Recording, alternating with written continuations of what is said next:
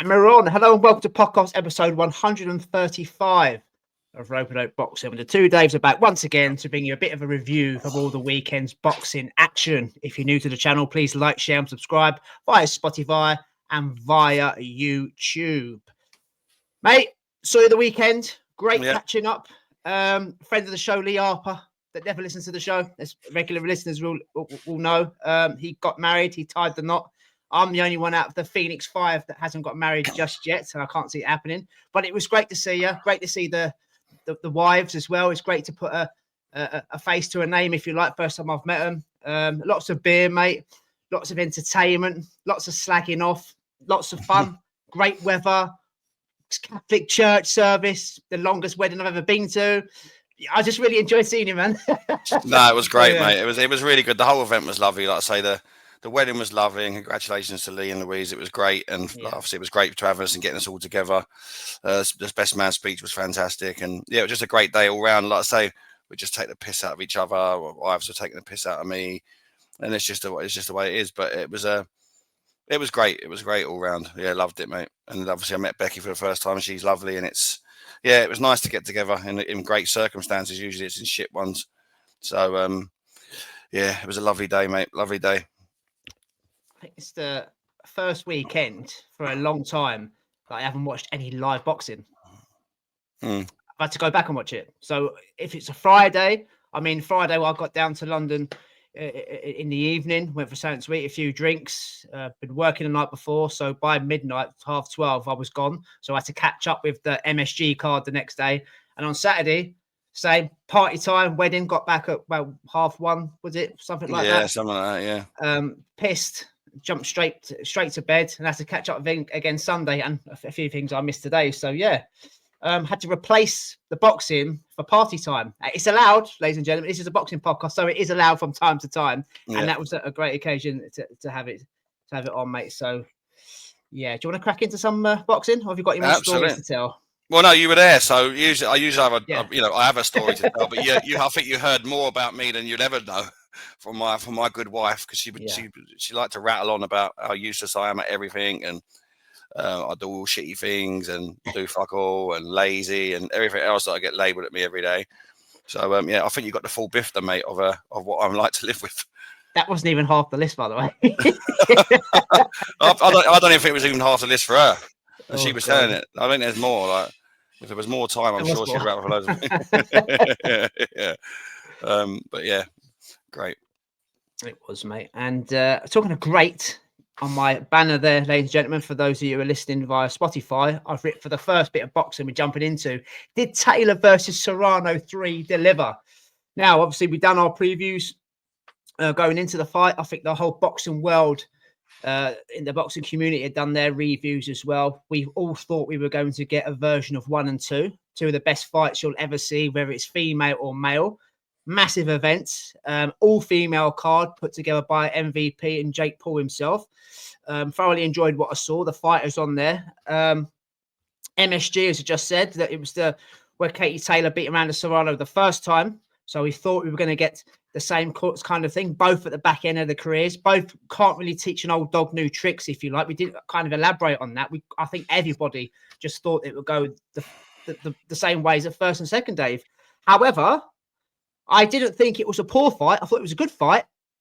But how weird is this, guys? It turned into a boxing match. Yeah. It wasn't rock'em sock'em. It wasn't a bloodbath. It wasn't haymakers. It wasn't fisticuff. It was a proper boxing match. Yeah. And Katie Taylor, I backed Amanda Serrano in our prediction league. I thought she might just get the job done this time. I thought she was a little bit fresher, even though she's had more fights. She was obviously jumping up from featherweight up to super lightweight. But I thought she was a little bit more fresher. She's got a bit more, I wouldn't say IQ to be disrespectful to Katie Taylor. I thought she was a bit lighter on her feet. She finds different angles. She's not really one-dimensional. Katie Taylor, I wouldn't say it was a complete masterclass, but at times, Dave, she took it to school a bit. I think that's the best Katie Taylor performance I've seen as a boxer rather than a brawler since the second Delphine Bassoon fight, when she probably did lose the first one, came back and redeemed it. I thought she was excellent, mate. I didn't think that it delivered in the sense of it was one of the best fights we're ever going to see. It definitely didn't first two. But from a boxing point of view, from a purist point of view, the sweet science, if you like, at times, I thought Katie Taylor was brilliant. For a 39-year-old back in decline, there was no decline there, man. She's a bit of an illuminati, man. What did you say? I thought she was really good. Yeah, no, I'm with you. Listen, it didn't deliver in aspects of the first two fights. It just didn't. But yeah, it was a boxing match, and I feel like that's maybe Amanda Serrano made it that way because obviously she's tried twice to fight her and make it a brawl, and she's come off. Whether you thought she won the first one or not, which I did, and I think you did as well. She's obviously realised that that's probably not the way to the win, so she's tried something different. But Katie Taylor has just now proved that she's a better fighter and a better boxer for me. I was a little bit frustrated with Amanda Serrano, and I'll tell you why. Like it was a very good boxing match, and like you said, it was sweet science, and it was good that. But she was punching the air a lot. She was too worried to get close like distance. So what she would do, she would throw shots like this, but Katie Taylor was miles away. And then when she did commit, Katie Taylor's a very good counter puncher, and Katie Taylor would catch her with a nice eye-catching shot, and then pivot to either side. And that was a lot of the fight. So I wanted I liked the way that it started, and I thought it was probably the right thing to do for Serrano. But I feel like I feel that they should have changed it up halfway through the fight and actually went for it and tried to pull it into that, because for me at any point in that fight I didn't see Amanda Serrano winning the boxing match. If that I can understand the tactics if Amanda Serrano is going in there and it's working, but I think from the first from the first half of the fight you could see that it wasn't. So I was thinking, why not, Joe? I'll take the brakes off and just go for it, and then turn it into what it was before. Because Katie Taylor would have gone with that as well, So, but yeah, I just felt the distance. There was too much distance between the two of them. In fact, the Serrano, like you say, there were so many air punches. So if you look at the punch stats, which I don't strange game plan. Yeah, go on. Yeah. If you look at the punch stats, output wise, if you looked at that and you didn't actually watch the fight, you would have thought that Amanda Serrano was William Zepeda.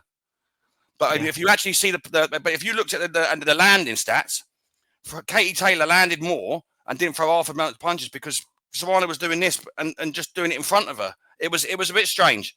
But yeah, listen, it was still a great event. I thoroughly enjoyed it. I actually enjoyed the fight as well. But I enjoyed the fight. Yeah, but because you're comparing it to the two wars they've had. Yeah, it was something nobody saw coming. No. I don't think many people have predicted that. No, but the thing is now that they've had this type of fight after the first two fights, I don't want to see it anymore. There's nothing they can do now. They've done the brawl and they've done the boxing. Katie Taylor is just better in all departments, and that's we just have to accept that. And everything was geared for Serrano to win this. By the way, the comms had her up, which was mad.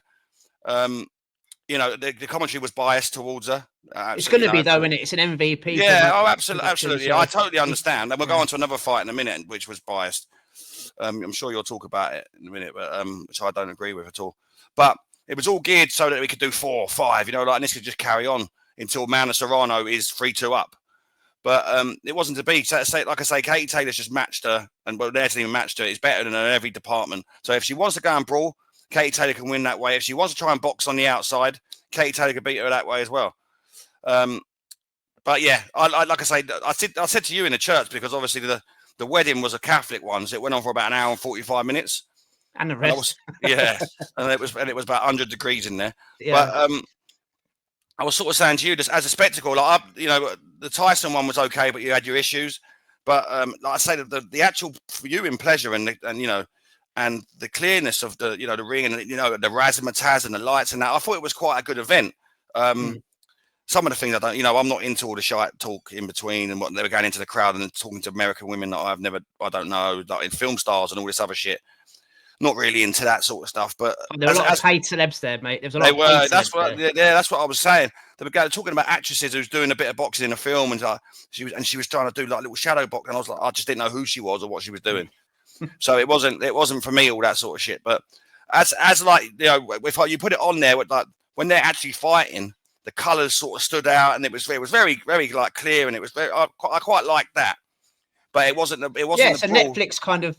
Sorry to interrupt. Netflix have kind of what's the word I'm looking for? With the Tyson Jake Paul one, a lot of problems. It kept buffering. The picture weren't great. They kept losing the picture. They've kind of sorted it out, if you like, going forward with the boxing. Yeah. So yeah, your actual viewing pleasure was really good. Yeah, the only thing I saw, and I said this to you when we were on the piss, they, if what they should do. I mean, I think it's a great thing they're doing it on Netflix, but I think they should be separating the fight so you can skip to per fight as part of your broadcast if you watch it back. Like what you can do on DAZN.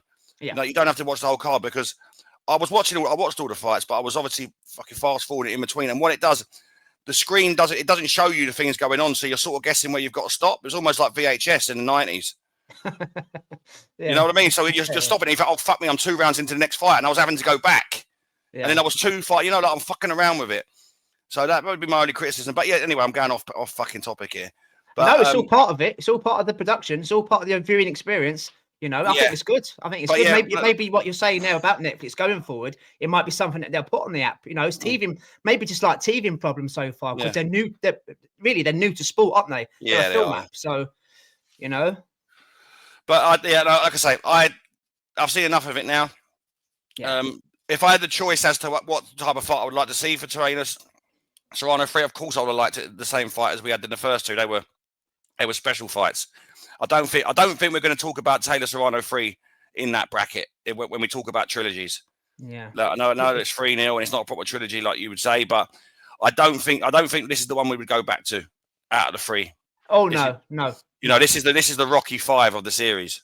Yeah. You know what I mean? yeah. It's a bit like, it was a bit more entertaining than Canelo Golovkin 3. That didn't. Nobody wanted it. So. No. Yeah, you're right. But just quickly on this, I don't know if you noticed. I don't want to rant or poo-poo on anything, to be honest. But this was obviously a unification fight for all the belts at super lightweight. But they fought to a catchweight, 136 pounds. Yeah, how does that work? Yeah. Katie Taylor didn't even make 136 pound on weigh-in. I mean, I don't want to poo-poo on things, but if you're going to fight for 5 belts, whatever it was, 4 or 5 belts with the Ring Magazine involved as well, surely you have to make championship weight. Yeah.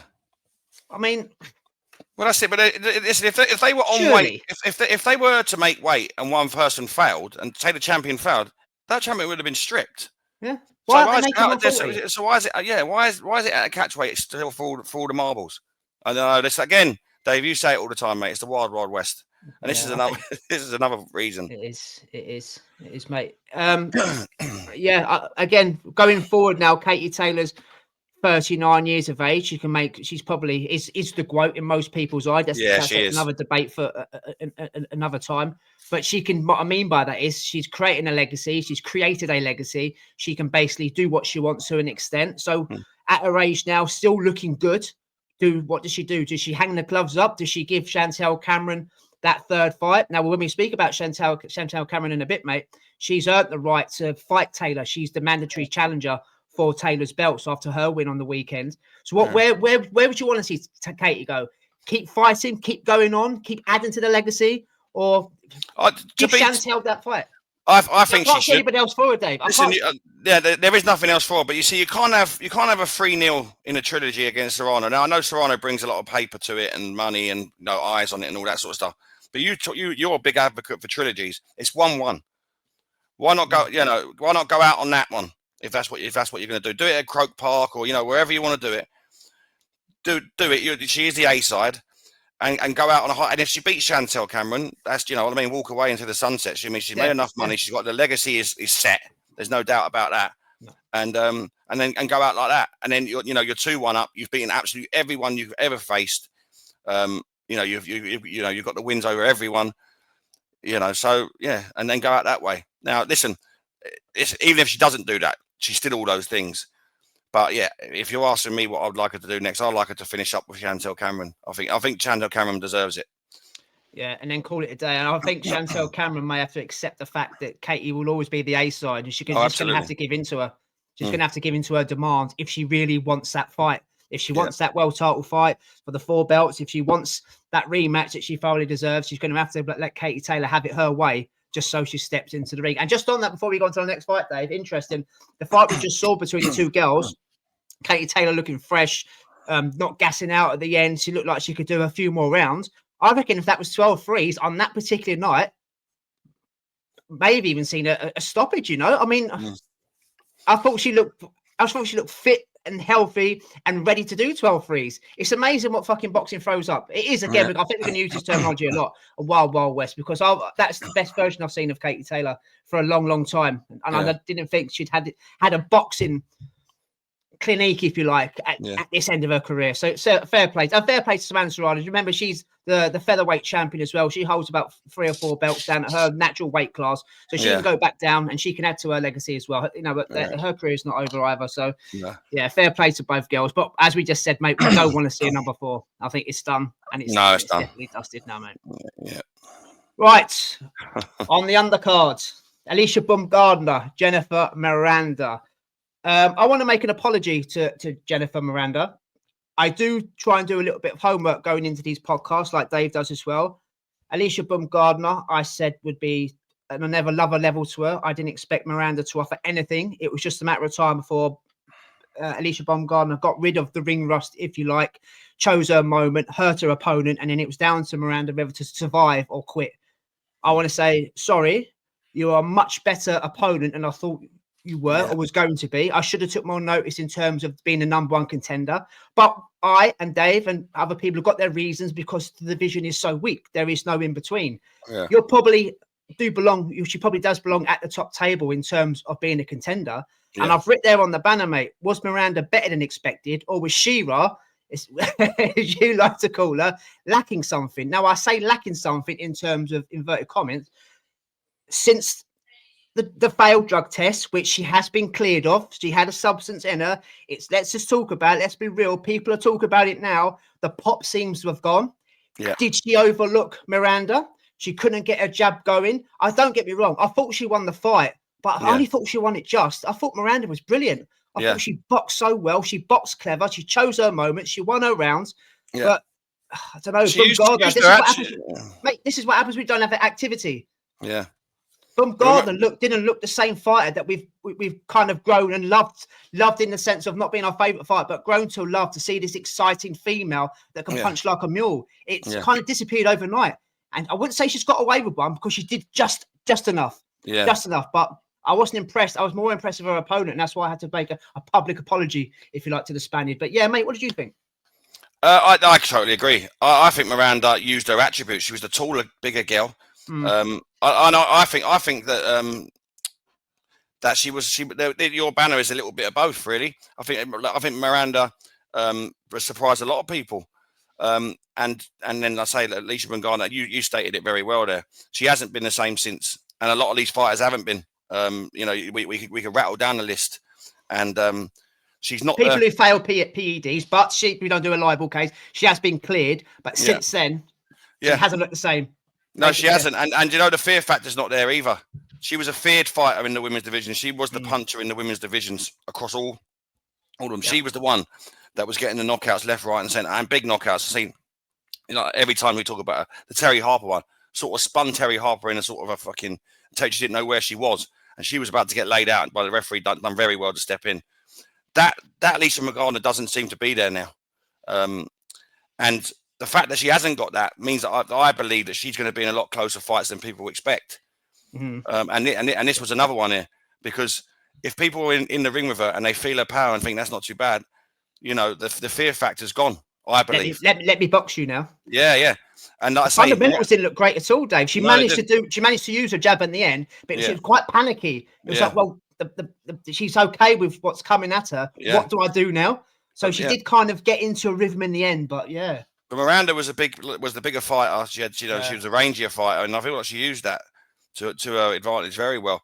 And I think she grew in confidence as well. She grew in confidence as the fight went on.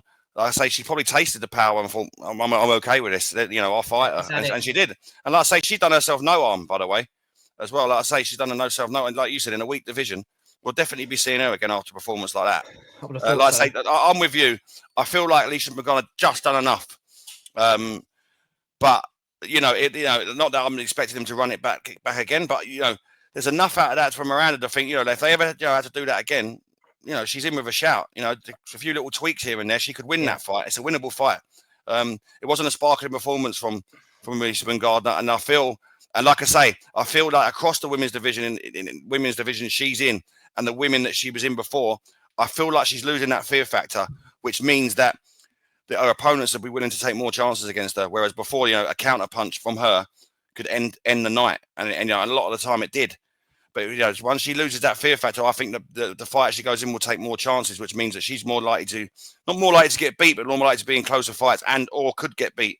Whereas before, people want to be tucking up, not taking a chance, don't want to overcommit because she comes over with one of them, bang, and you're out.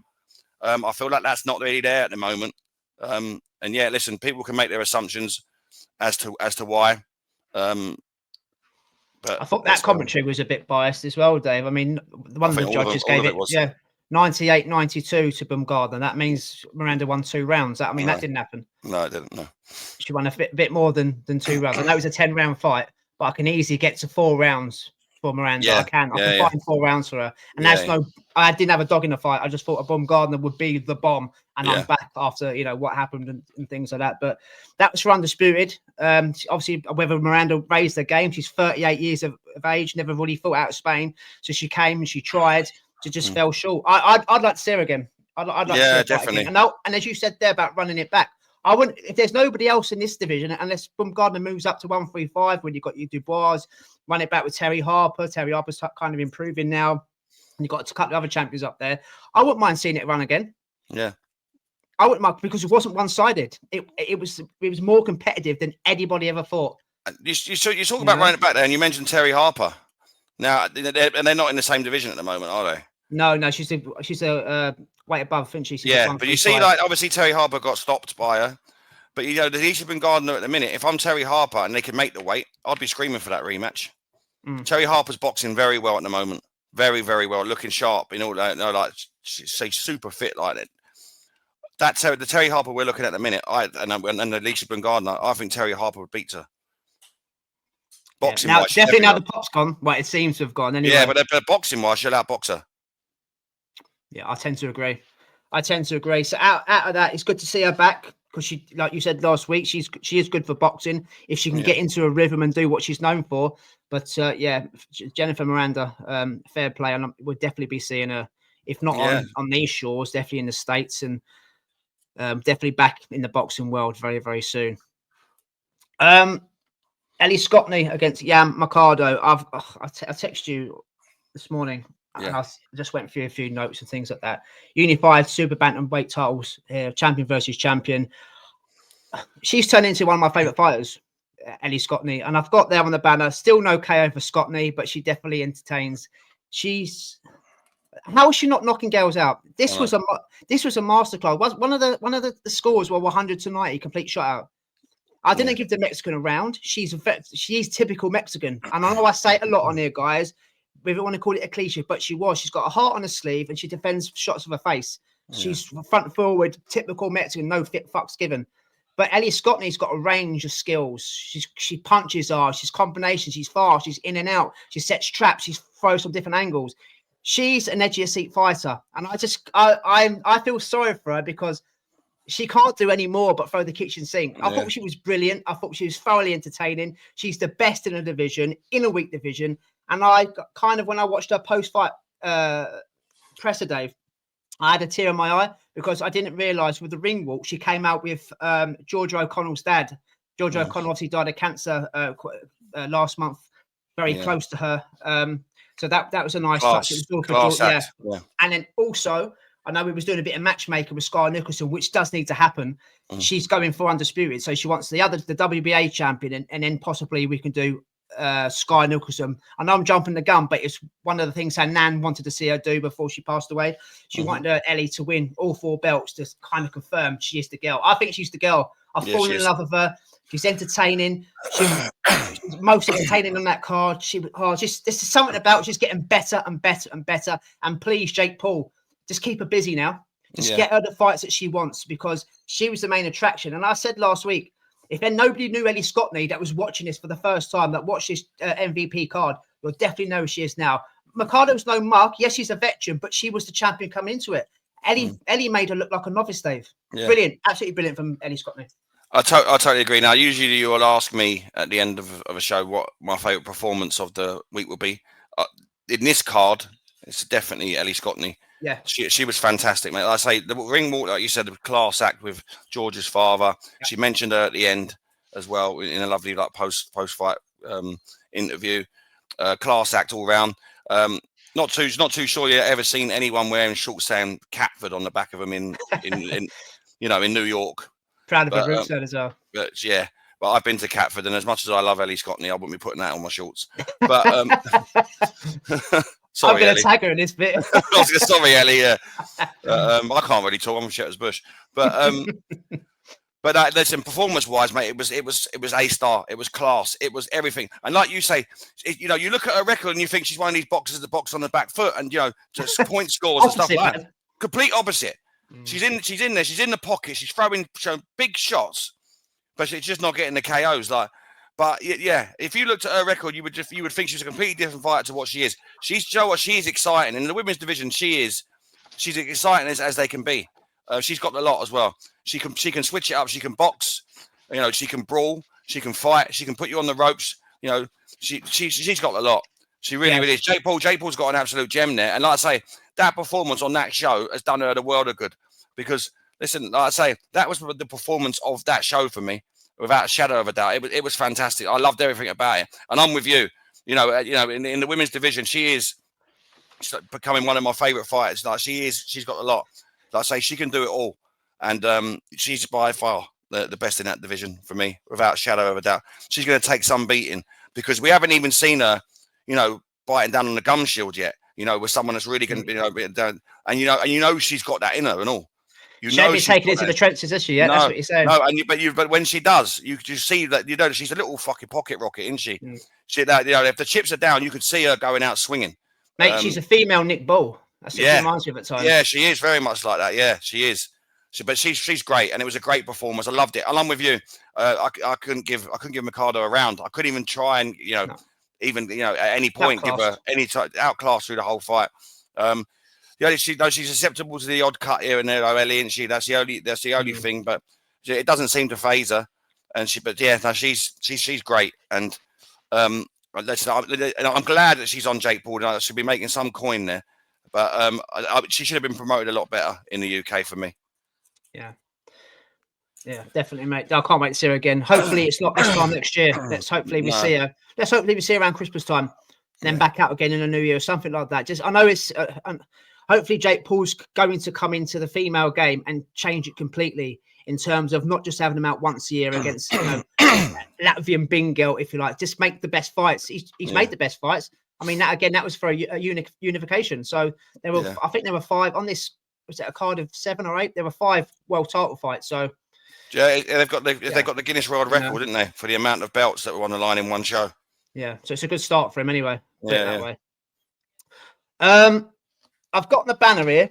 Taylor needs to defend or vacate and let Chantelle kick on. But before we talk about what's next for Chantelle, Cameron, let's just talk about the fight. She was in against Jessica Kamara, mate. I said earlier, WBC interim title. What did you make of this performance? Because the first half of the fight, Dave, I thought she took too many silly shots. She didn't seem to be listening to Liam and Stephen Smith, the Smith brothers. She was saying yes and no and things like that, but they were kind of telling her, so as you come in, land your combinations and then pull out. Because she kept landing this messy overhand right. To be fair, luckily she doesn't really carry much power, or she didn't to Chantelle, but she was landing silly shots. Don't get me wrong, I didn't give Kamara a round. If I did, maybe 1 or 2, if that. But I thought you're taking silly shots here. This ain't good. But the second half of the fight, she kind of listened to her team and they got it right. And you could see she used class. But I just thought, again, mate, it's the inactivity, the ring rust. I just thought Chantelle took too many silly shots early on, but she got it right in the end. She didn't get the KO what we expected, but what did you make of Chantelle's performance, mate? Yeah, no, I'm with you. I don't know whether the occasion maybe got to her in the first half of the fight and then she's obviously switched on, because I remember I sort of said last week that I felt like this was tailor-made for her to be, rocking the mic. No, like I want to Taylor free fight, like going to go in and make a statement sort of thing. So maybe she got caught up in that, and for this I can't make it, I don't know. I can't make excuses, it's just what I think.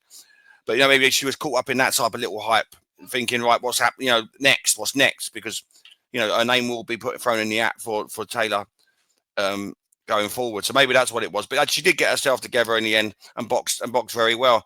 But I was sort of hoping that, I was hoping that she would go in and do what I sort of said, go in there, rock, steal the show, do what Ellie Scotney sort of done with, but get a stoppage with it, and then go and then just literally grab the mic and say, and start screaming and shouting and rocking it, doing what the Yanks would do, because that's what they would do. So yeah, I'm with you, mate, on that one. It was an okay performance. I don't want to be critical because with you, I didn't really give her opponent a round. No, but I would have liked it. I would have liked to be a little bit more out of her. She done what she needed to do. That's how I sort of feel about it. But on the occasion that she was on, I wanted her to go out there and make a sparkling performance. And although she got the win and she boxed well in moments, I was hoping for a little bit more. And that's not being critical, because she wasn't bad at all. But I just I just felt that this was the moment for her to steal the show. This could have been it for her, and I don't feel that she did that.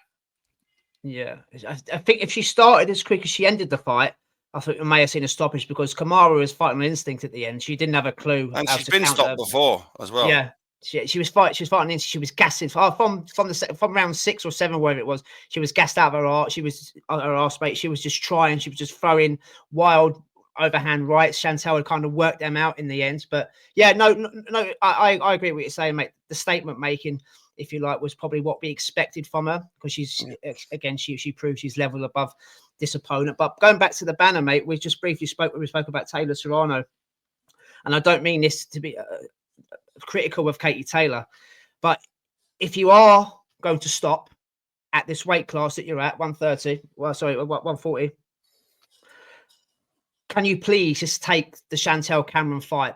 WBC, mandate the fight. We know it's a good fight. We know it's a proper trilogy. We know it will sell. Do it in Dublin. Give her Katie Taylor everything if it goes to purse bids or whatever, even if Uncle Turkey wants to get involved.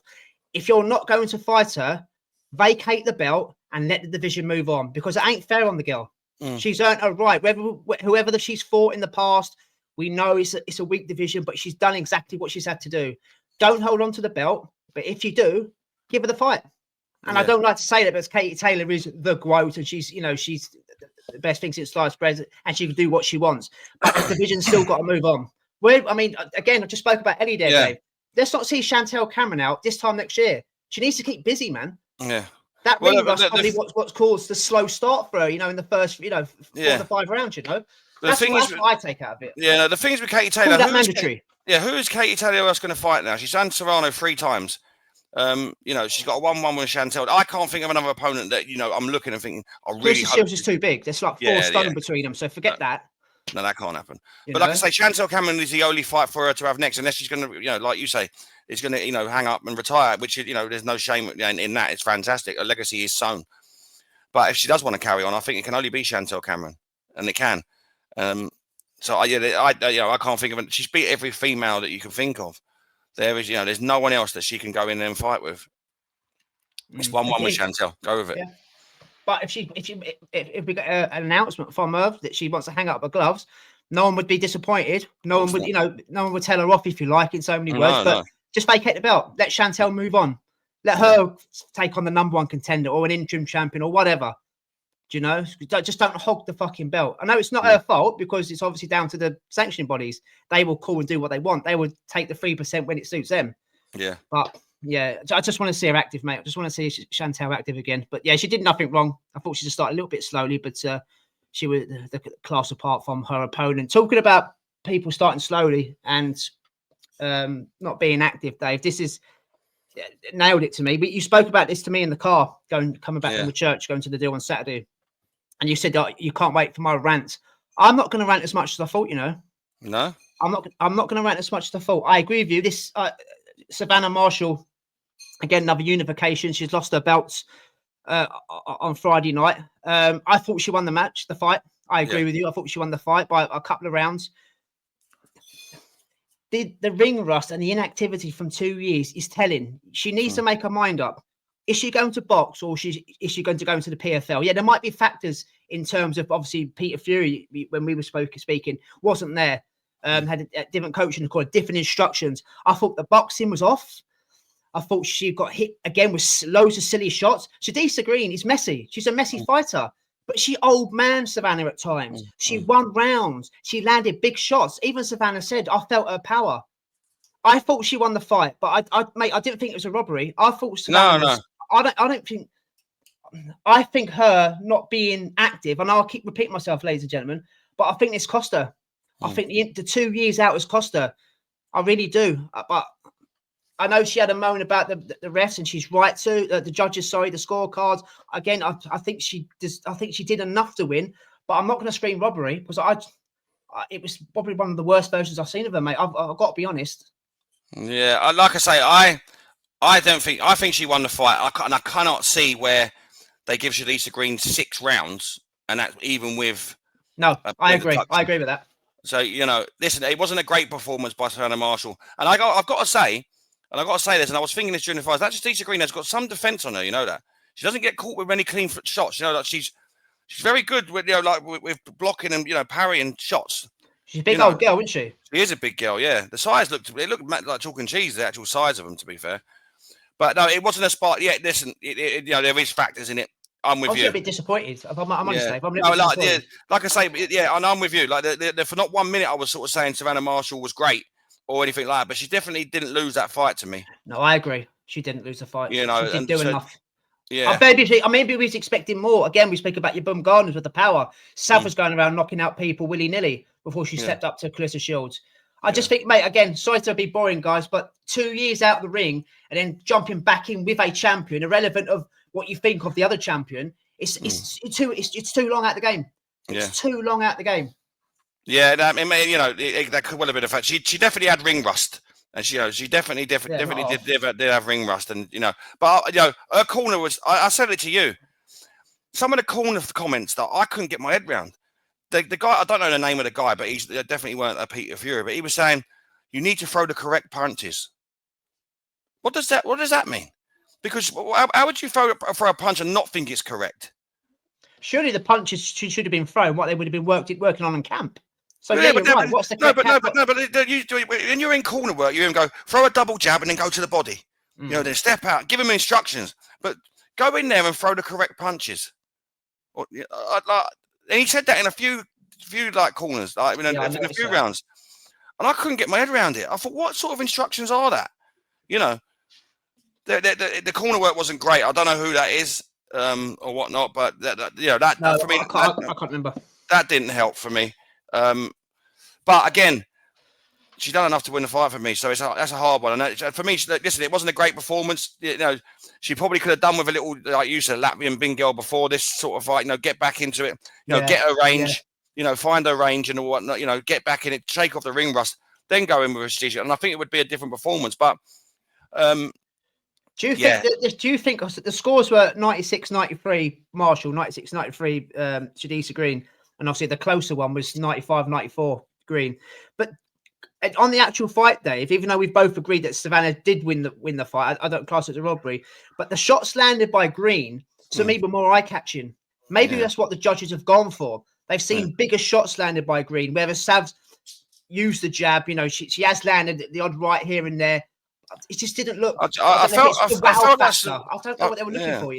I felt that Savannah Marshall started the fight a little bit brighter, she was, she started well, but she nearly got knocked down in the middle rounds. Yeah, I think it was round 4 round 5. She got rocked. She said she felt her power after. Yeah, she got rocked, and I think that was the sort of changing of it. But I feel like she was like at least 3 rounds up in the first 5, and then Alycia Green forgot, which I felt was a little bit harsh on her. To be fair, I felt like getting there for holding was a little bit harsh. Oh, the point deduction as well. Yeah, the point deduction as well. That's what I was sort of saying. Like I couldn't give Alycia Green 6 rounds to win that fight out of 6-4, and then she had a point taken off. So where does the scoring come from? Because that suggests that Alycia wins 7 rounds on some cards. That didn't happen. No.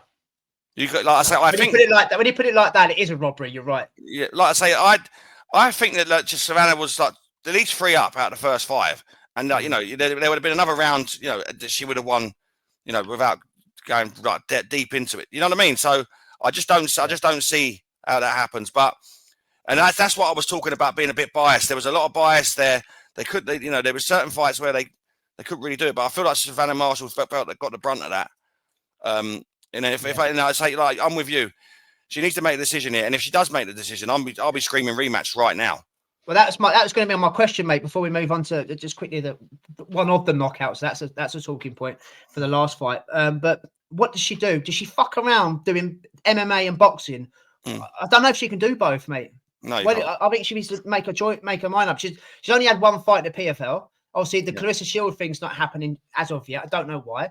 She's been out of the game for 2 years and she's lost and she wasn't supposed to. I think she's got to make a choice. I don't know if she can do both, Dave. No, she can't do both. She can't do it. She's a boxer. Like I say, unless you're getting paid absolutely silly money to go and do this thing, and if she had one fight, she obviously isn't.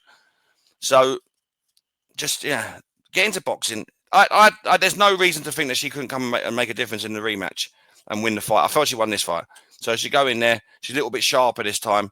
Go in there with better tactics. Better corner work, and I think she could win the fight easy. On boxing alone, she's a better boxer. Although I do think that Shanisha Green defense was very good. I like the defense, and she's a big girl, so she can throw a punch. But she could go there and school her, but it wasn't to be, mate. And I felt like it was a bit iffy. Did we find out why Peter Fury wasn't there? I presume it's to do with visas. Pass. I think they've had trouble before, haven't they, the Furies? Yeah. Yeah. Anyway, make a decision soon, Sav. You're better than that. You are better than that. Just quickly, a fight that we did mention last week, but we didn't preview it. Shanika Johnson took on her opponent in She Metcalf. It was for the undisputed bantamweight titles. Okay fight, decent fight. Saw a stoppage. I think it was the 9th round. Very strange. I'm not sure I agree with it. I had Sugar Neeks winning. But I kind of felt sorry for Metcalf. I mean, this was an undisputed fight, and he hasn't let her continue. I mean, what did you make of it? The doctor had a nosy at her. She looked fine. She was responding. Unless there's something we haven't seen during the fight, and he just waved it off as to say, "You're not doing enough. You're not doing enough. The shots you're taking, I'm not happy with. I'm not a professional referee, but I can only see what I say, or say what I see, if you like. What Roy Walker, their catchphrase." I thought it was a rubbish stoppage. I thought it was poor, to be honest. I thought Johnson was winning, but what did you reckon? Yeah, like I say, in a lot of the fights that we've previewed, especially unifications, that you only got to look at Tyson Fury in the Usyk 1 fight where he got banged all around the pillars. The referee could have stopped it then, and he's let it go on. I feel like she didn't get the same sort of help. I say help, but the same sort of leeway as to, listen, it's a unification fight. Let's see how it goes here. She's in the 9th round. There's only one more round to go.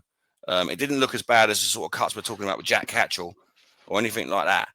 And he's waved it off. So I'd feel hard done by her if I'm Metcalf. I've got to be totally honest. I'm with you. She wasn't winning the fight, but there was still a round to go. Let her go. Let her see the end.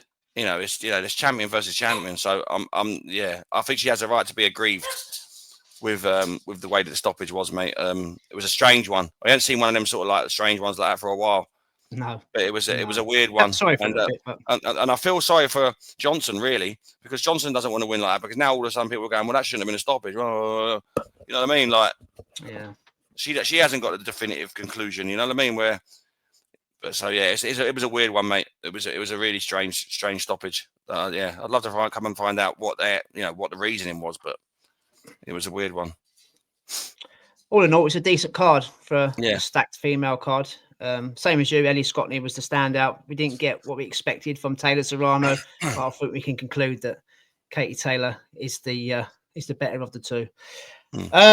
We'll jump over to Saturday night. I normally do my banners. I forgot to do Saturday nights. Can you believe that? So I'll do them as we go. Here we go. We will jump over to the Louis Armstrong Stadium. That's a tennis venue, Dave, in Queens, apparently. Yeah, we said we never heard of it. It's down the road from the MSG. Hamzah Sheeraz stepping up to 168 for the first time since that lost to Carlos Adames.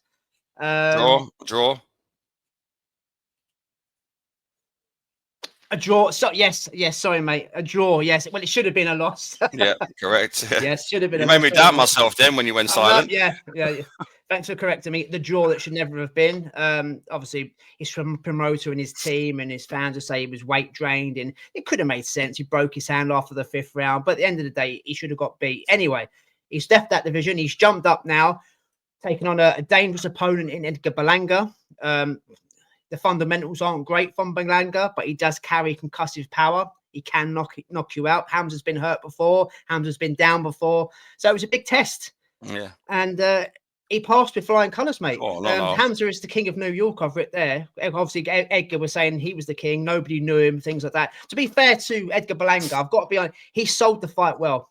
He had an attitude problem. He was chucking money about. He was giving Oscar, his licks, if you like, and he was bit OTT, playing the proper brash American gangster New Yorker. He sold it well, and Hamzah sold it well. To be fair to him, it probably shouldn't have been main event because of the world title fight with Stevenson and Zepeda, but it did deliver, mate. Those hooks, there's some spite on them. Oh, mate, there's some spot on those hooks. I before the stoppage, I had it pretty close before the knockdown. I thought Berlanga done okay. I thought Sheeraz was biding his time. I thought it was kind of 50-50, if you like. But what a finish. What a nasty finish. And what a way. This is what AJ was supposed to do when he went over to New York against Andy Ruiz Jr. Hamzah Sheeraz is showing him when the brick goes abroad, that's what you're supposed to do. Fantastic for him. And I'm pleased for him. I'm really pleased for Hamzah because I did not see that coming. Yeah, and I like the performance. Like I say, he got a lot of criticisms from the Damas fight, and there's factors in that. And we talk about weight a lot, and he was always a big lad for middleweight. How he made middleweight, I'll never know. And like I say, and then he's moved up to super straight after that. There's always talking about weight and stuff like that. And sometimes you think, is it an excuse? And then when you see a performance like that, you think, bloody hell, maybe he was struggling for weight. But he's gone in there and done a demolition job on an opponent that Canelo couldn't do. I know he dropped him, and he always does his usual thing where he bangs his gloves. Well, he done that 3 times against Hamzah. It was tough, though, isn't it? It's tough, Berlanga. He wasn't Sparko, mate. He would have kept getting up, but you've got to be safe from yourself sometimes, and that's exactly what happened to him.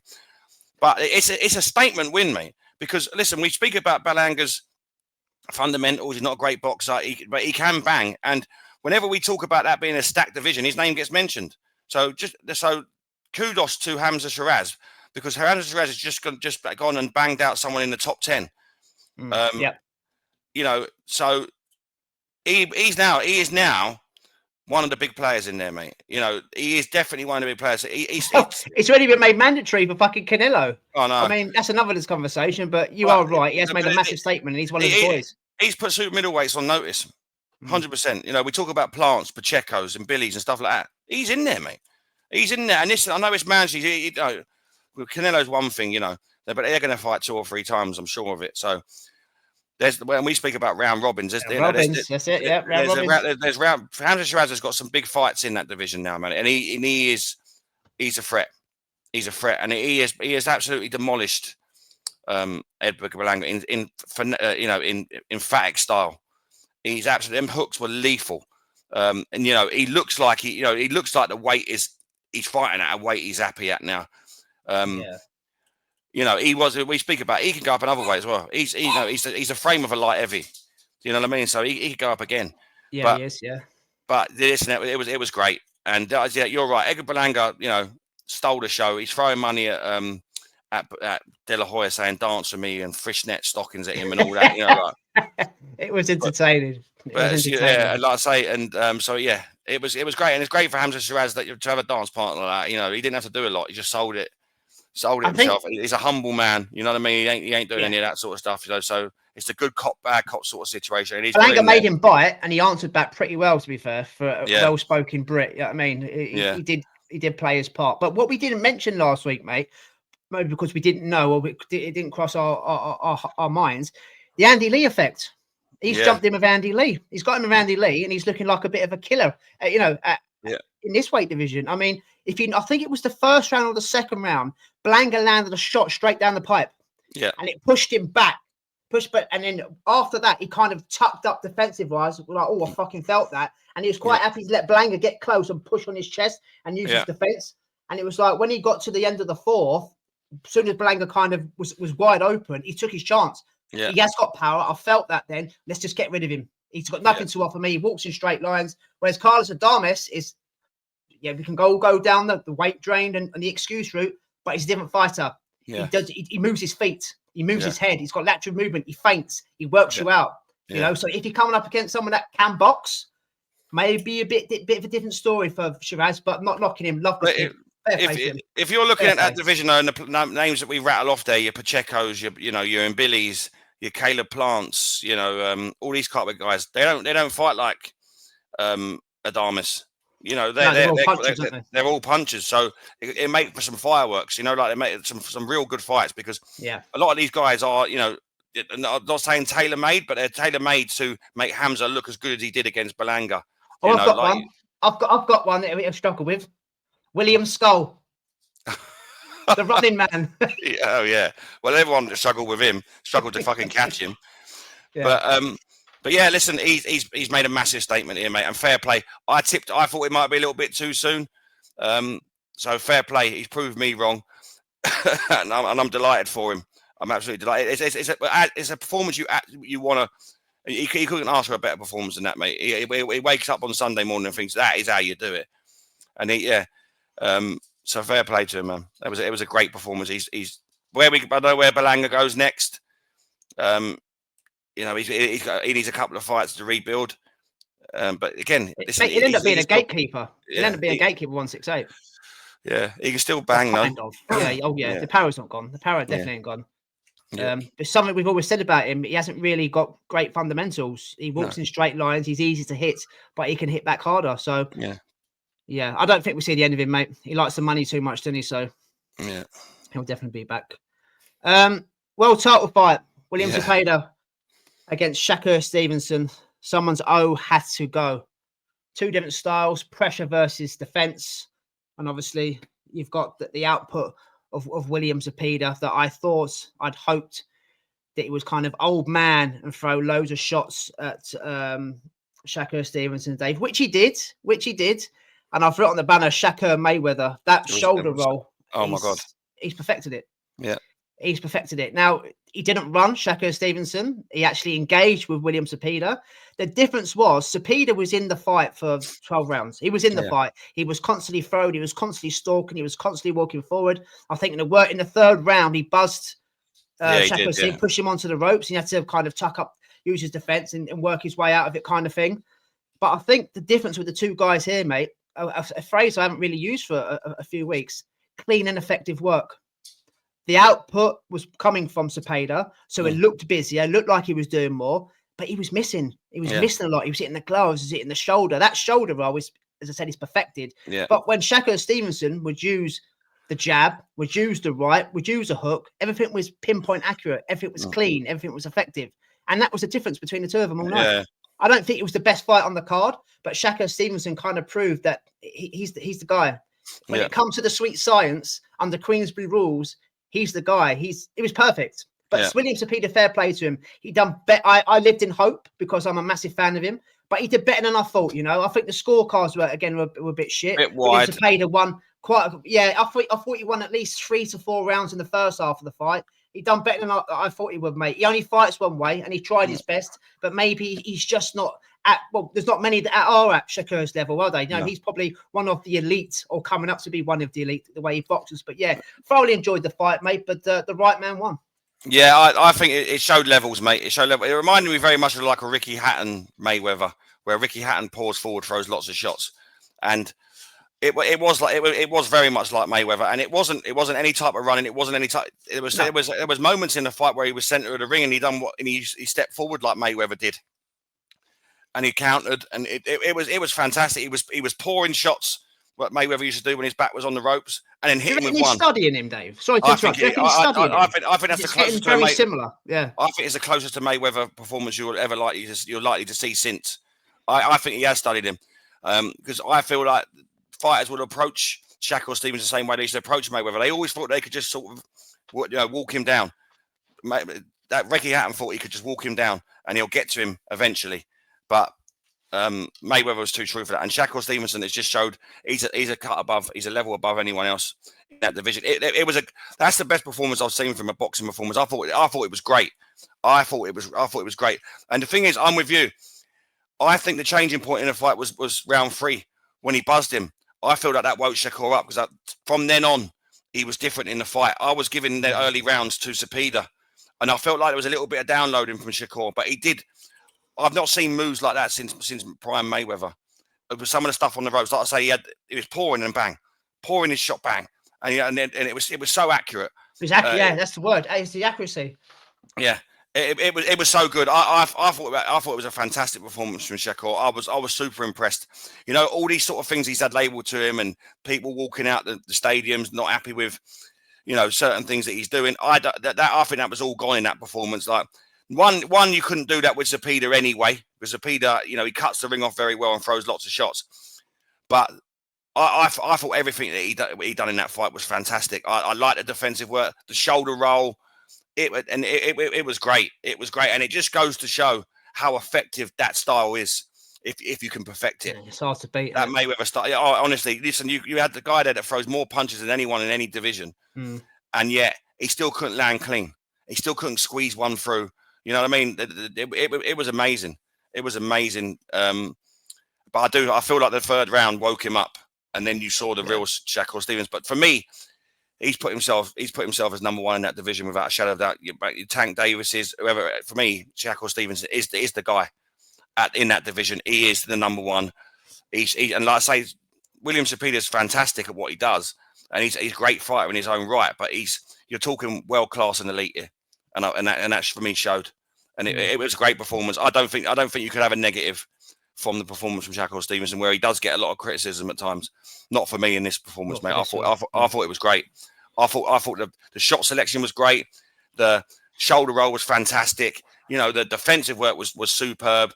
The moments he picked his moments and there was a couple of moments where he pushed Zepeda back as well. We always thought that's how you beat him. He pushed Zepeda back with fast, crisp shots. You know, it's offsetting him. And I just liked it. You know, he showed that he can box on the front foot if he wanted to, very much like Mayweather used to do when he was Money Mayweather. Went a little bit defensive when he become when he was Pretty Boy. Sorry, he was very front footed. Then when he was Money Mayweather, he became defensive, and he was all the shoulder roll, taking the power off the shot by stepping back. Yeah, it had it all, and I was super impressed with Shakur Stevens. For me, that was his best performance so far. Fantastic, and I feel that he now kicks on now. I feel like that. This is it now. I think this is his time. I think he's needed a performance like this. And yeah, I thought it was great. You're spot on. I agree with everything you said there. You just left out one massive detail, one massive point. The threat from Uncle Turks about the Tom and Jerry. He was threatened when he got. I didn't see threatened, tongue in cheek, but like I don't want to see any running. So you perform, otherwise you'll get no more work. Yeah, and he did. That was a great performance, mate. It really was. Yeah, you've got to be happy with that. You've got to be happy with that performance. I thought it was superb, man. Superb. It'd be interesting to see who he's up against next. Obviously, he was supposed to fight Cordino. He's supposed to fight Schofield. I think Andy Cruz is looking for an opponent. And obviously, you've got Muratella champion and the winner of Mason and Noakes. Such a stacked division. Lovely division. 135 pounds. Can't wait. Can't see where he goes next. I can't wait to see who he gets next. It's going to be. He's a tough night's work for anybody. Oh, he is. He really is.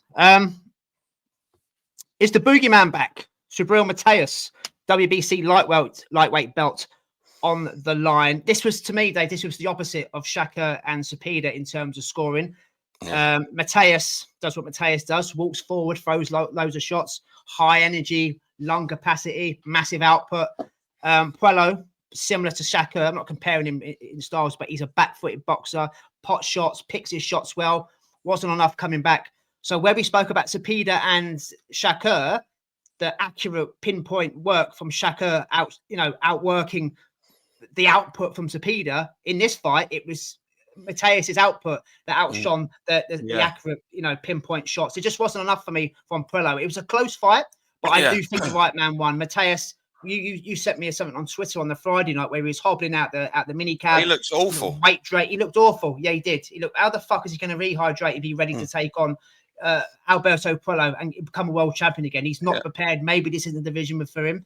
So it was that first bell went, mate, ding ding, walks to the center of the ring. I'm going to stalk. I'm going to cut the ring off. I'm going to throw more punches than you and hope to knock you out. The knockout didn't come, but I think the right man did win. I think I had him I didn't score the fight, but going from memory, watching it back on Sunday, mate, I had him a good, 3 rounds up, I think. Is the boogeyman back? I'm not too sure, but he's back to winning ways. He's back as a champion now. And let's see if he's going to be avoided again. I'm glad he's back, because he had the defeat to Paro, which wasn't supposed to happen. Went away, had a rebuild, a couple of bin men, jumped back in with a champion, and he's back again. So that loss did not define his career. Subriel Mateus is the world champion yet again, mate. Yeah, I'm with you. I just, like I say, Puello had a few moments, caught him with a lovely uppercut in the fight there, rocked him. I think it was towards the end of the fight. I just feel that Puello doesn't have the power to earn Mateus's respect. Now, that's difficult anyway, because he is a fighter that walks forward and he throws lots of shots. I just feel like he overwhelmed Puello a little bit too much, and Puello couldn't keep him off. Couldn't get him at distance, and try and box him, because let's get it right. I feel like Puello is probably the better boxer of the two. But I just don't feel like he had enough to keep him off, and say it was, Mateus was stalking him all night, throwing heftier shots. The shots looked meaty compared to what Puello was. Puello looked like he was just enough just to box and just trying to keep him off of him, and it just looked like it was just a hard night's work, which he would be with Mateus. It was a close fight, because I do feel like Mateus did get caught with some silly shots at times. Some wide open shots, like I say, the uppercut being one of them. And so I do think Puello was, but I always felt that Mateus was in control. He was the one manoeuvring him around the ring. Couldn't really make a dent in Mateus, so Mateus was quite happy to stand there in the pocket, probably take a couple of silly shots to land one. Yeah. But I always felt that he was in control, and it just became like too difficult.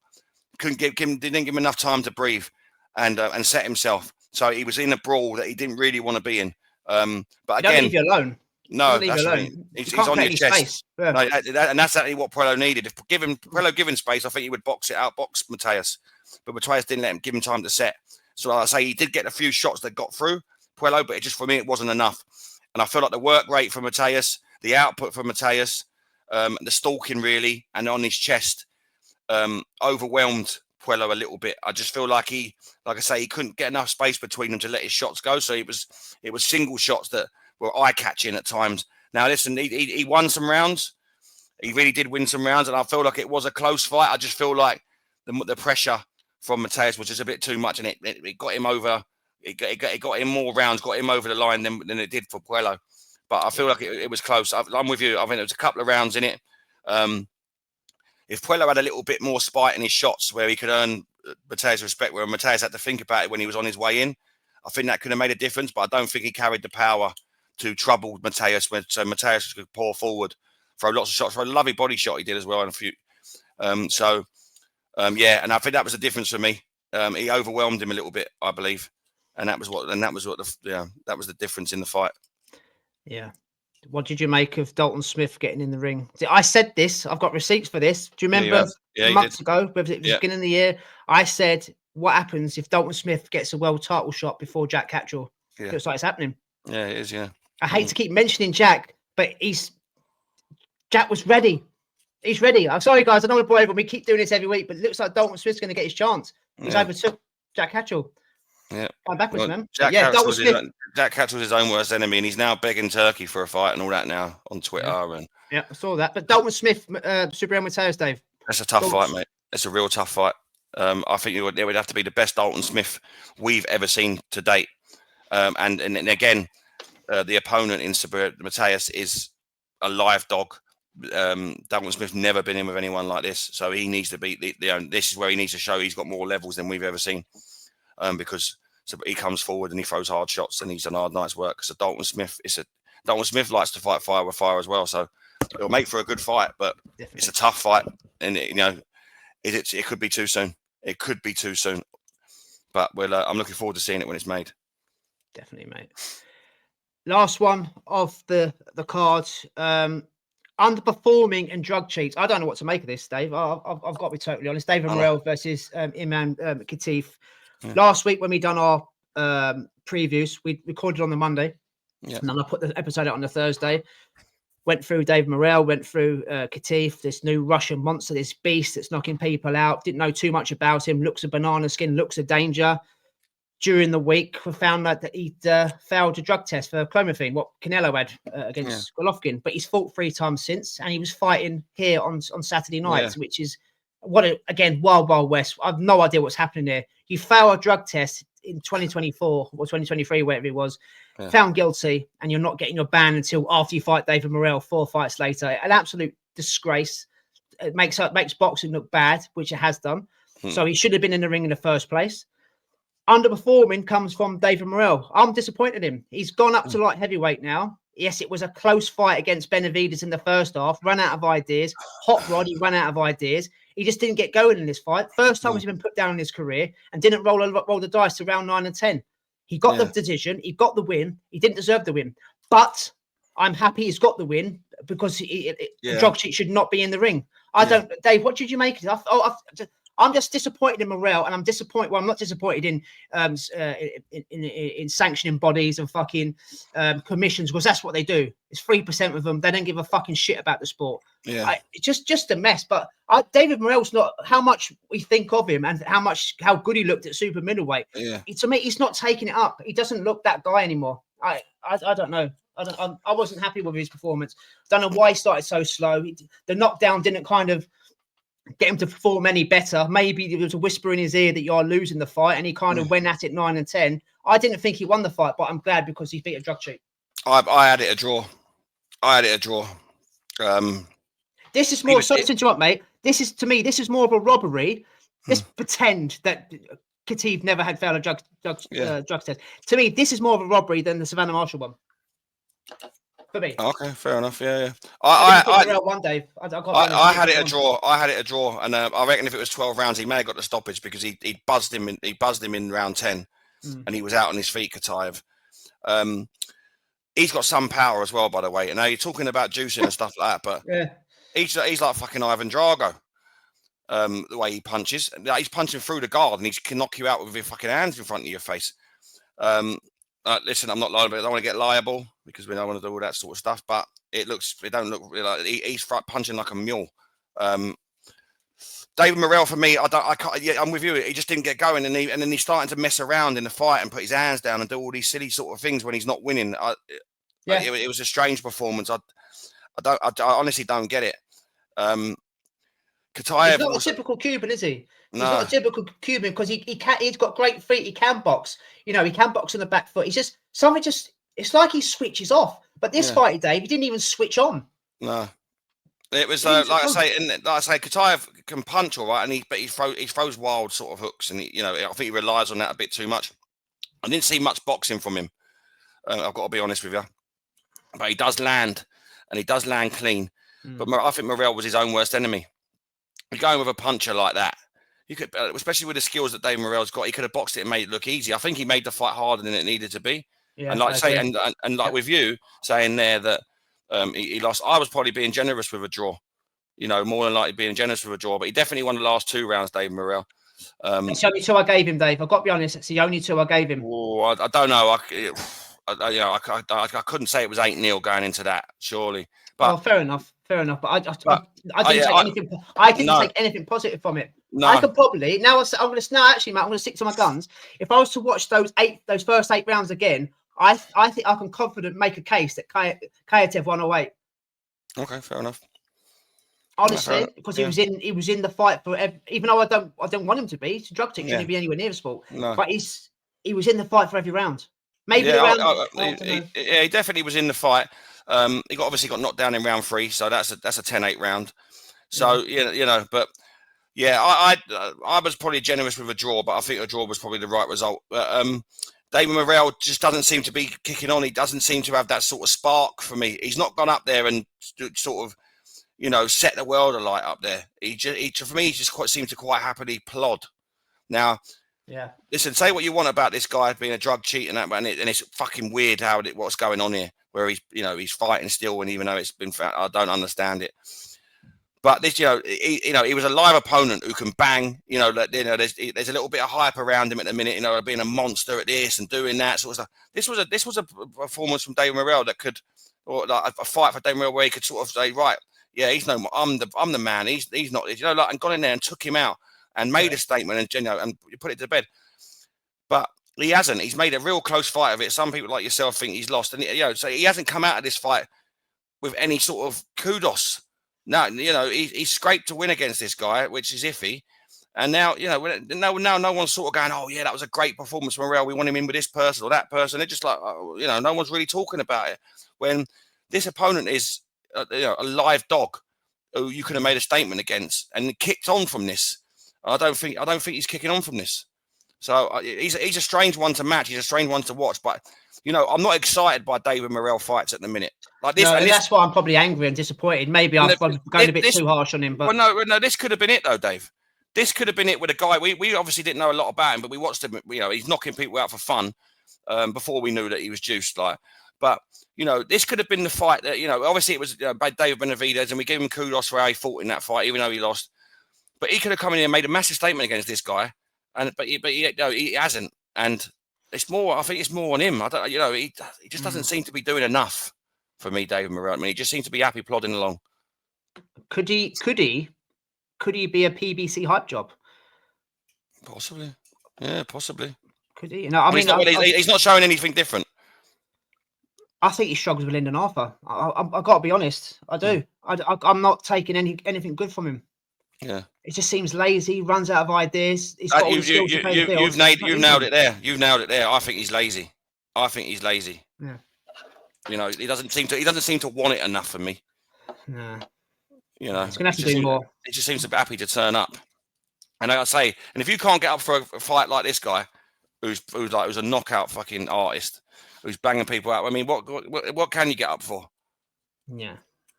Must do better. Let's see what happens with Kayatev's drug ban then after 4 fights. Well, this is it. Interesting to see. Silent ban, or probably 6 months out and be back again. I don't know. He's probably had it. Joke. Yeah, he's probably had it. They'll probably say he's had it. Yeah, silent ban. Yeah. What do you expect? So go on then. Performance of the weekend, mate. Before we do a bit, David McDonald. Like I say, for the Friday night, I'm going to give it to Ellie Scotney, but for the Saturday night, I'm giving it to Shakur Stevenson. That is the best performance I've seen of him by far since I've been watching him. And now for me, I feel that is exactly the performance and the win that needs to kick him on. If I'm him, I'm calling everyone out. Call them all out, mate. Bring them all on. And I think he beats them all. Honestly, based on that performance, I think he beats them all. And I felt like I've finally seen, not that I need to be told what I think he is, but I've finally seen what the potential that we all thought he had. That's how I feel about that performance. And he's shown me something that I hadn't seen from him before, and he was fantastic up to that point. But he's shown me something like, you know, that he's elite, and he was always, you know, world class for me anyway. But I feel like he's gone up another level. I think it was a great performance, mate. Yeah, I tend to agree. If it wasn't Shakur, you'd have to give it to Hamzah just on the spiteful. Yeah. You know, but yeah, definitely, mate. Great choices there, and obviously Ellie doing Ellie things as well. Right, your time now, mate. Okay, mate. So it's David McDonald and the Dongs. Now, with all the hype and all that sort of stuff going on, there's only 5 pieces of news today. I've gone through everything, but a lot of it is Edgar. But like when you go through my news, where I get my news from, it's just Edgar Berlanga just acting up, which is great for selling a fight, but ain't great for news. But so this is a bit disappointing. Anthony Kakachi suffered a back injury and has been forced to withdraw from his fight versus Ray Ford on August 16th. Now, this is the Anthony Kakachi that we used to have before. Very struggle with injuries and stuff like that. I hope it's not, it's not something that's going to happen now, because the big fights are there for him. He's been performing, and it would be a shame if he just sort of disappeared into the background now based on injuries, which is what was happening beforehand. Yeah. So hopefully it's not too bad. Hopefully it can get remade, another big fight in the horizon. But his fight against Ray Ford is off, which is a shame, really, because I was quite looking forward to that. Yeah. You're right. It was a shame. That wasn't a mandatory, was it? That was just a voluntary, I think. Yeah. So I'm just putting my mind going backwards. Joe Cordina, do you remember when he injured his hand under the IBF, and he had to take a mandatory, but because he had broke his hand, he couldn't fight, and they stripped him. Yeah. So I'm wondering, are they going to strip Joe Cordina? But I think it's a voluntary, so they won't.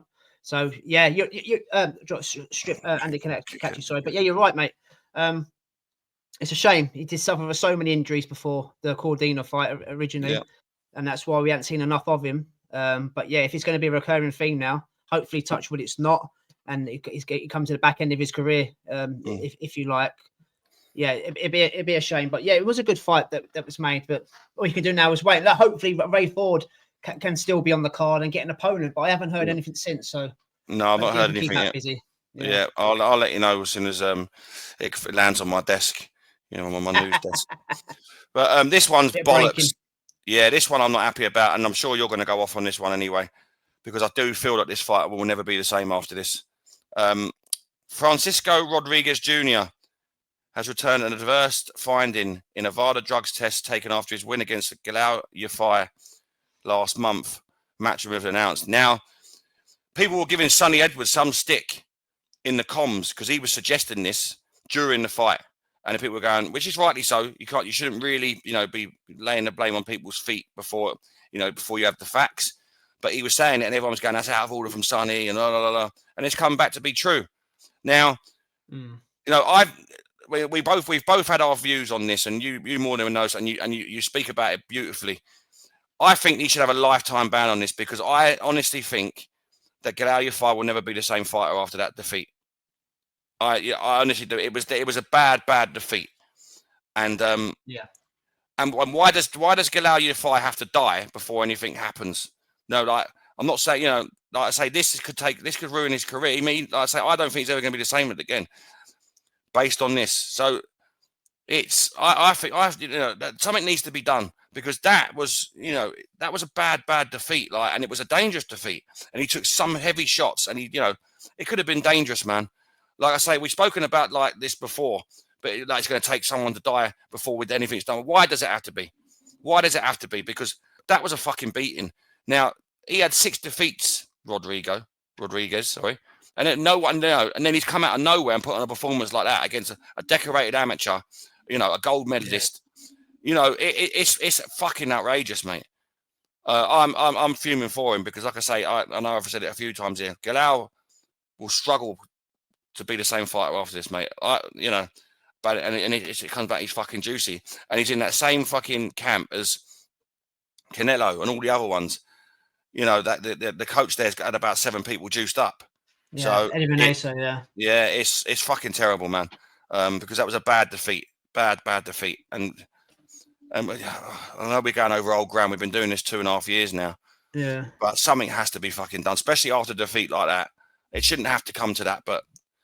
That's the closest. I'm not saying he was close to killing him, but that's the closest I've seen to a performance like that where someone's been really hurt and beaten badly, and then it coming out juicy.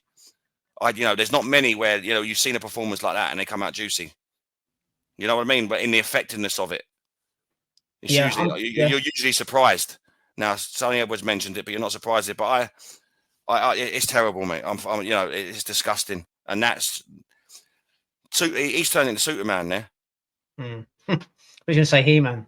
Well, it's nothing to laugh at. But what's time-wise? Obviously, we've been through this so many times with Conor Benn. You mentioned Canelo there and other fighters. What's going on with the testing system?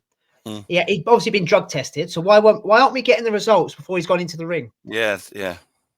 This is the thing. I'm just trying to think a couple off the top of my head. Recently, we had Robert Helenius, didn't we, with Anthony Joshua? Luckily, Anthony Joshua took care of him. He was found to be going into that ring juicy. Yeah. So heavyweight boxing, irrelevant of the weight, you punch someone in the temple under the influence of loaded gloves, could end your career. And Amir Khan against Kell Brook, after the fight, found out it was juicy. What's happening with the testing process? This is half the problem. Yeah. You're finding out the results after. It's too fucking late. Yeah. And we just spoke there about Kayatev. That's failed drug tests, and he's had 4 fights since, so he's getting work off the back of failing tests. Yeah, that's what I'm saying. It's only going to ever have anything done is when someone gets killed. But why? I do agree with your original point, mate, about this could change Galal Yafai's career forever. Will he be the same fighter after that beatdown? Yeah. Because again, Ryan Garcia, another one, top of my head. Devin Haney, what's happened to him? Yeah, he's not the same. He's the running man. He's not the same. Running man. Yeah. Yeah, and his was a bad defeat, but I feel like Galal's was worse in the shots that he took. Oh, yeah. But yeah, we could like you say we could go on about this forever, but it's just terrible, man. Yeah, and WADA, all the drug the labs that do all the drug testing, they need looking into. You mentioned Eddie Reneso and his team, very, very iffy. That coming through there, getting the results. We need the results first. We need strict liability. We need everything. But we keep banging a drum for this, not just us. paid pundits on the television, social media outlets. They're not interested. Boxing is not interested. All they're interested in is making money because it's sports entertainment. They don't give a fuck. And when something does happen in the ring, and then someone is found guilty for murder or manslaughter, they'll just pass the buck. Oh, nothing to do with us. What happened was they've licensed it or they sanctioned it and they've agreed to do this, and that's all it is. It's a complete mess, and it will take a death through a drug treat to end up getting the sport banned. Yeah. Yeah, well, so it's not great. We just hope Galal isn't affected, but it's highly likely that he will be. We'll see in his next fight, Dave. We'll see in his next fight what he's like. If he's gun shy and if he panics, then you know it's the drug cheat that's done it to him. But he's been allowed to fight. It's the influence of drugs. So right. Here's a bit of good news. Positive, Yes, you'll like this one. Announced. Anaya Inoue will defend his ring and undisputed super bantamweight world titles against MJ Akhmadaliev on September 14th in Japan. And this is what you've always wanted this. I've always wanted this. And it's finally happening. So I'm all for that, mate. That's a lovely piece of news. There was talk about there being fights in between against people we weren't interested in and stuff like that, Picasso and all this other shit. But no, they've made the fight we all wanted in that division. And I'm looking forward to that, mate, the monster. And hopefully, it comes through that. And then it's a Nakatani fight. That's the one I want the most. I want the Inoue Nakatani. But semi-final then, isn't it? This is a semi-final. It's a tough semi-final as well for Inoue. Great fight. Yeah, this is a great fight, nevertheless. I've said it here before, mate. I know there's recency bias and what have you done for me lately, but because Tapales beat MJ, I know it was close, but he still beat him. And then Tapales asked Inoue a few questions. I'm always going to be Team Inoue anyway, irrelevant. But now we've seen Inoue get floored a couple of times. Yeah. MJ does punch a bit. It's a good. Is it 50-50, 60-40 possibly Inoue? The monster versus Uzbek power. It's a great fight, and I'm glad it's been made. I'm glad it's been made now. Now we'll finally see who the best in the division is, and then obviously the semi-final. If Nakatani wants to jump up to super bantamweight and take care of business against Inoue there, but I know he's got belts. He wants to win at bantamweight. So bring it on. Great. That's a great bit of news. Let's just hope it gets made in terms of let's see him in the ring. Hope there's no injuries. I don't want to poo-poo it too much. No injuries or anything like that. So fingers crossed we get to see it. And it's not far away now. What are we, nearly middle of July? Yeah. It'll come as soon as you know it, mate. Oh, absolutely. I'm back to a shit bit of news now. So we're back and forth here. It's the penultimate piece of news, by the way. But this is, I'm getting Adrian Broner vibes from this piece of news. Gervonta Davis has been arrested on domestic battery violence charge relating to an incident on 15th of June in which he assaulted his ex-girlfriend, who he shares 2 kids with. According to the report, Davis allegedly struck her in the back of the head and slapped her in the face, causing a minor cut to her inner area of her lip. Now, like I say, talented fighter, same as Adrian Broner, but just you get more news about what they do out the ring than they do in the ring. And smacking a woman is it's never a thing. But he's got a fall for that, hasn't he? Was it the same incident? He's done it before. He's done it before, and like I say, it's just. Come on, like he's a special fighter, Tank. And he's supposed to be fighting Lamont Roach Jr. He's supposed to be in camp for that, isn't he? Yeah, well, he's already training for it by the looks of things. But listen. I shouldn't laugh. I didn't mean it that bad, but I shouldn't make jokes about it either. But he's like, I say, you should.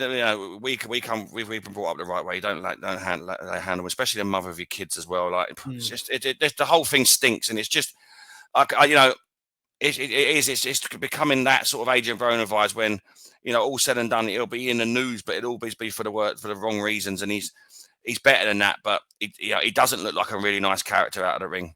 He doesn't. And it's a shame to see really, because he's a talented fighter, and there's big fights for him to be made out there. But stuff like this is just awful. And I don't want that part of our sport really. No, I thought your big news was going to be Campbell Hatton retiring today. That is my last bit. So you've just stole me thunder.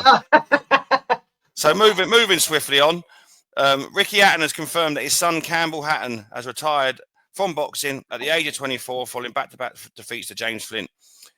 Listen, fair play, because it's the hardest thing in the world to do.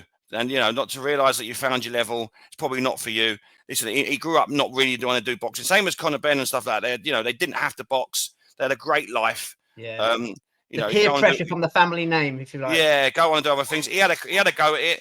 It didn't work out, and that's okay. He tried it, and he can't take that away from him. He had some big nights on some big shows. But, pay-per-view shows as well. Yeah. So, and listen, fair play. Listen, he's achieved more than most can in a boxing ring. So, fair play to him. And listen, whatever he does next, wish him all the best. Listen, he could have gone on and fought and showed and got hurt, and life could have been different for him. So he's got out at the right time. If it's not for him, I respect that.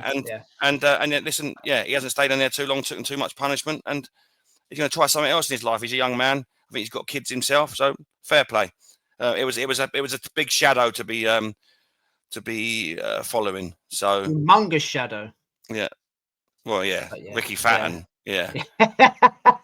Sometimes there's a really big shadow. But at least he's been honest with himself at an early age. That's what I mean. That's a hard thing. That's a hard thing to have to swallow as well. Especially if you think you obviously you go in the ring thinking you're going to win and you're the best and you're going to do all these sort of things, and it hasn't worked out, and it's a tough pill to swallow. But it takes guts to do what he done, mate. It takes guts to get in the ring.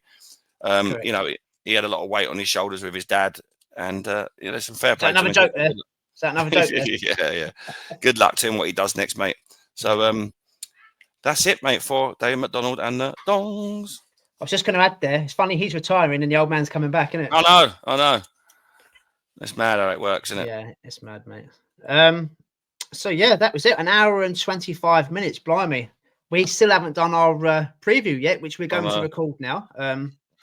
So as you know how we do it now, guys, we do it all in one, but I'll release the preview for Thursday. We've got, again, stacked month and stacked week. Usyk Dubois to crack into in a minute.